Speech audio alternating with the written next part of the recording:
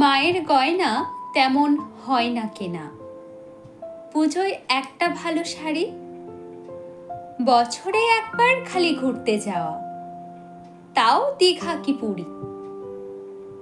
তরকারি ভাতে চলে যায় ঠিক আমাদের প্রতিদিন। একদিনই ঘরে মাংস আসে, সেটা রবিবার দিন। সারাটা বছর এলোমেলো অগোছালো ঘর বাড়ি, অতিথি আসবে শুনলেই ঘর গোছানোর তড়িঘড়ি। কাচের বাসন ভর্তি শোকেসে, খাওয়া দাওয়া হয় স্টিলে। এগুলো বের করা হয় একমাত্র বাড়িতে কেউ এলে। আমিষের সাথে নিরামিষ ছুলে সক্রি হওয়ার ভয়। অটোতে না গিয়ে বাসে করে গিয়ে 2 টাকার সঞ্চয়।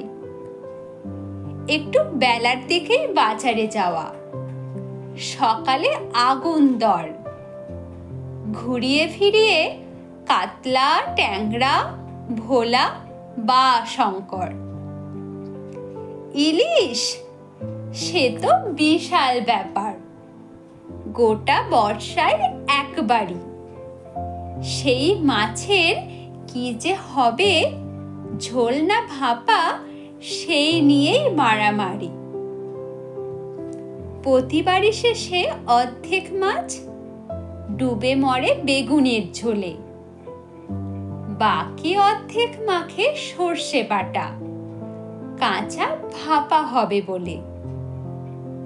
মাথাটা তখনও অক্ষত আছে, যাবে কচুর শাকে। আর 2-3 টুকরো ভাজা হতে পারে যদি বেশি মাছ থাকে।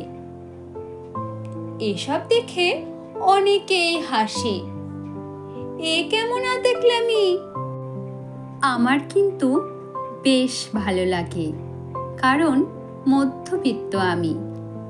হ্যাঁ, আমাদের যাপনটা খুব ঝাঁ চকচকে নয়।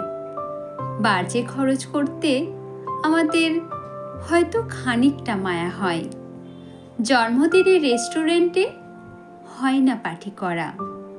খুব সাদামাটা জীবনটা আছে অনেক অভিযোগে ভরা। অনেক কিছুই আমাদের হয়তো হয় না হাতে পাওয়া, তবু মনে করি অনেক অহংকারের এই মধ্যবিত্ত হওয়া। একজন মধ্যবিত্তই জানে দিতে সামান্যেরও দাম। একটু ভালো থাকতে করে অনেক পরিশ্রম। তিল তিল করে খরচ বাঁচিয়ে তারা যে সঞ্চয় করে, কাছের মানুষ বিপদে পড়লে তা নিমেষে ভাঙতে পারে। পারি না আমরা ওড়াতে পয়সা জলের মতো করে। অর্থের ঠিক কতটা মূল্য শিখেছি অভাবে পড়ে। ব্যয় বাঁচাতে সবাই এক ঘরেই বসি, চালিয়ে একটা পাখা। অপচয় করা বড় অন্যায়, জীবনের থেকে শেখা। তাই যে যাই বলুক, ব্যঙ্গ করুক, এটাই ধ্রুব সত্য। মূল্যবোধের মূল্যায়নটা সঠিক করে মধ্যবিত্ত।